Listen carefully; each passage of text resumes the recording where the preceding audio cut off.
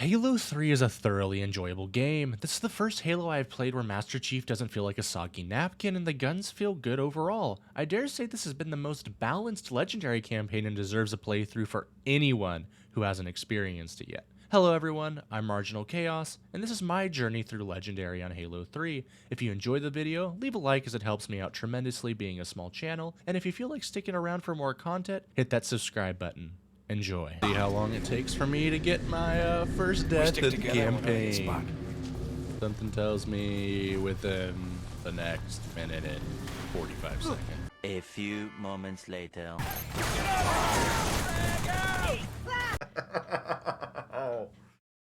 Oh, pain. I don't feel like I'm just getting one-shotted. I don't feel like I'm just taking one hit and losing all of my shield. Don't get me wrong, you still take a lot of damage, but I expect that on Legendary. But maybe I spoke too soon. The first mission is Sierra 117, and instead of being greeted with having your back blown out by Covenant forces, they give you a kiss on the cheek and a slap on the ass. The big difference here is the Arbiter is with us, and he is an absolute unit. He is the T-800 to our Kyle Reese. He is the bread to our butter. He's more reliable than a 90s Honda Civic. With the Arbiter helping out on this mission, it's a breeze, as long as you don't do anything too stupid.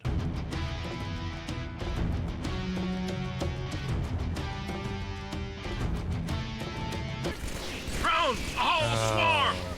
Take them down! Short control burst! I hate drones. Why are there so many? The next mission is Crow's Nest, and it's short and sweet. The biggest issue is the brutes, but they're much easier to kill in this Halo compared to Halo 2. For those of you who haven't partook in the absolute ass blaster, which is Halo 2, a Halo 2 brute would be Henry Cavill Witcher, and a Halo 3 brute would be the knockoff bargain bin clearance shelf Liam Hemsworth Witcher, which no one is excited for, but I won't ramble on that debacle or we'll be here all day. Point is, Halo 3 brutes are a mere shadow of their past selves.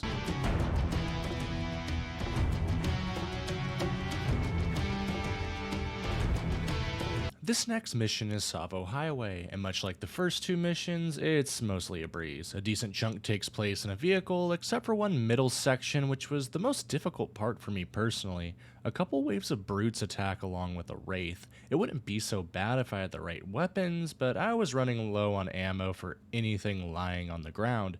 It's completely possible this is an easy section, and I just Marginal Chaos'd it into the ground. Stealing the Wraith made the rest of the mission easy, as anything which disagreed with me got exploded.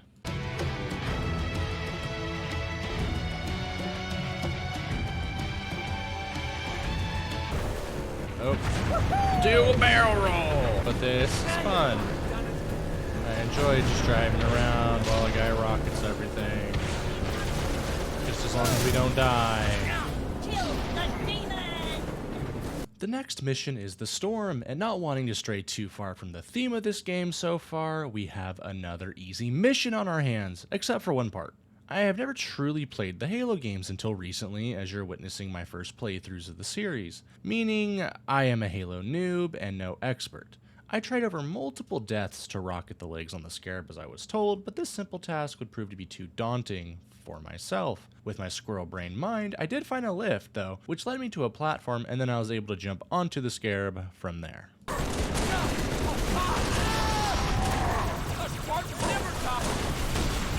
Yeah, Spartans never die. I've seen Master Chief die between the two games so far like 500 times. 500 deaths was bad math on my part. In Halo Combat Evolved, I died 247 times, and in Halo 2, 362 times, meaning I died 609 times between the first two games. This brings me to my point. Halo 3 has a very well balanced Legendary campaign.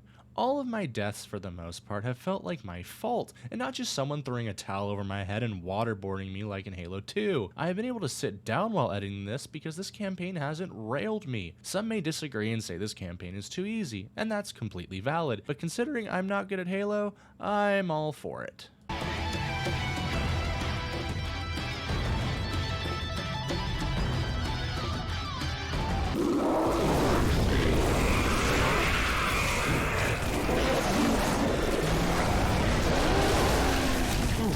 Be careful. Be careful. Yeah, I'm being real careful. I think I might do more damage to myself using the flamethrower, if I'm being completely honest. Find out though if I kill. I think I just killed myself with it. This brings us to the mission Floodgate, and calling this a mission is overkill as the Arbiter is with us and he tosses more salads than Ron Jeremy in his prime. The Arbiter can almost single-handedly carry you through this mission, and on top of that, this mission is super quick. Sadly, Halo 3 has a massive dump truck, meaning it's back heavy. The first 5 missions are like the appetizers for the main courses coming up. Give me a minute. Never mind, don't give me a minute. I'm just gonna die instead.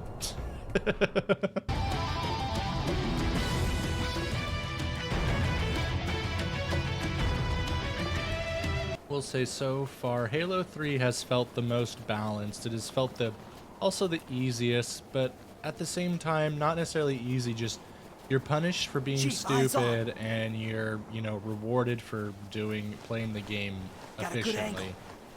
So this is honestly a beautiful game. The next mission is the Ark, and this is where the game begins to turn up the difficulty. At least it did for me. Like I said, you're punished for being stupid, and with the amount of deaths I have accrued, well, my last 3 brain cells are duking it out for supremacy while the ship is sinking, if you get my drift.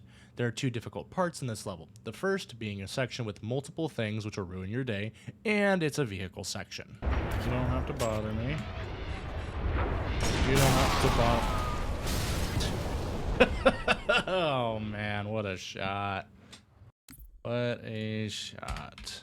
The second section is a scarab fight. Now, I took a tank from one of the fellow NPCs, and I'm not sure if that was the best idea, as I had no maneuverability as I had a Goss Warthog earlier. Get away from that vehicle! I opened this hollow place. This shelter. Oh my god, man.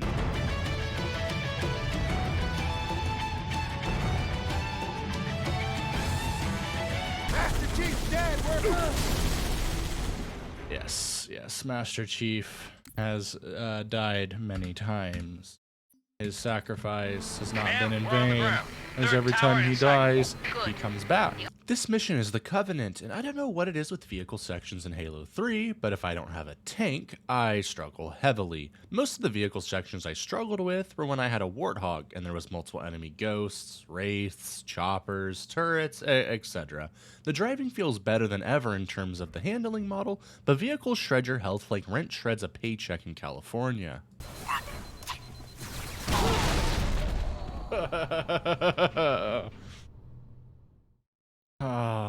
This game has a way of making some parts difficult, which shouldn't feel difficult, and other parts that should be difficult, easy. And I'm referring to the double scarab section. I have struggled with every scarab section so far, except this one was oddly easy. It could be that I had a flying vehicle. I don't know if a flying vehicle is the right term, but either way, this section wasn't a problem.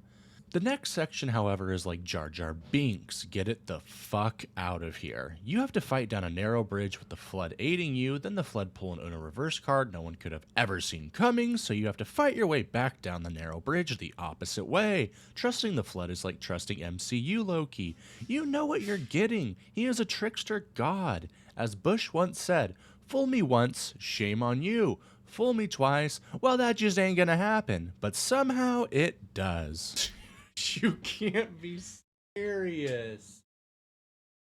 Dude, there's been 4 fucking cutscenes in this mission. Dude, I don't want to keep doing this fucking mission, man. This mission is fucking ass.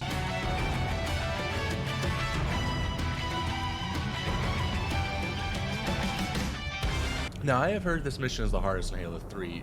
I'm not 100% sure if that's accurate, but it seems to be the consensus for most people. So we're going to see if this actually lives up to its name, or if this is actually going to be a cakewalk. Cortana is the second to last mission, and it marks the last of the harder missions in Halo 3. This mission is confusing. I don't know how to feel about it. I was curious as to what was considered the most difficult mission in Halo 3, and I saw Cortana on a list, and on the forums I saw Savo Highway, the Covenant, and Cortana. Let me be clear. Cortana is not an easy mission as the Flood can easily overwhelm you, and the ranged Flood who shoot spikes are more annoying than a baby on a 5-hour flight whose screams range from an air horn to a jet engine. Got an escape plan? Thought I'd try shooting my way out. Mix things up a little.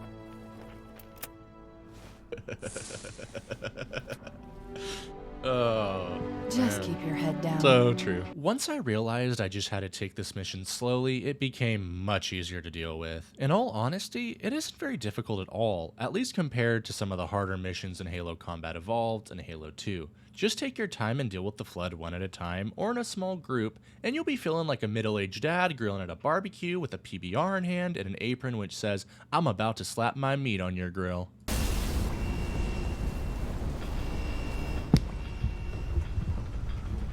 Let's go!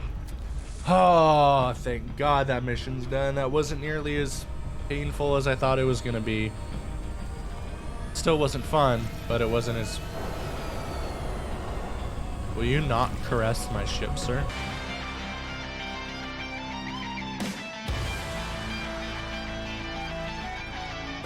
Oh man, battle rifle... Energy sword, it's done. Especially with the Arbiter, dude. He is an absolute monster on the sticks. So we're gonna breeze through this. Hopefully. The last mission is Halo, and it's a pretty easy mission overall, minus 2 sections. The first of which being the very first area. We have to fight up a construct while dealing with dozens of Flood, but we have the Arbiter, and he makes Master Chief look like a Girl Scout outside of Safeway selling cookies. The missions where you have the Arbiter become 10 times easier, as not only does he draw enemy fire, he blows through people like Tinderellas who are down to eat off the dollar menu. Oh, Johnson died. Damn. What a loss. I'll never recover from this. I'm getting you out of here. Oh shit, he's alive. Send me out with a bang.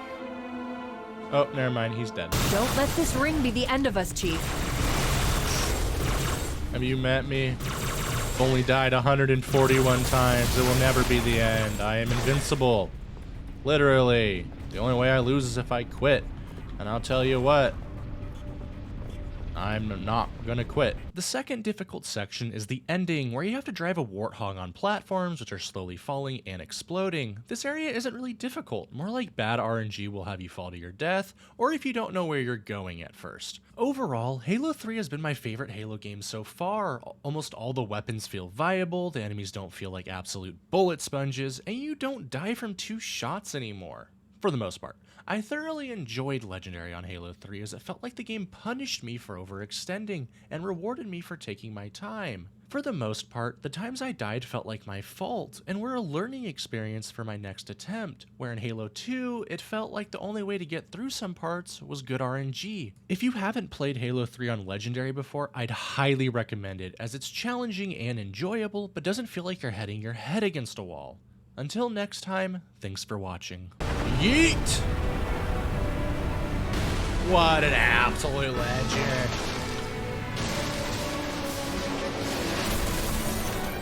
And we both died. That's how we do that. Let's go.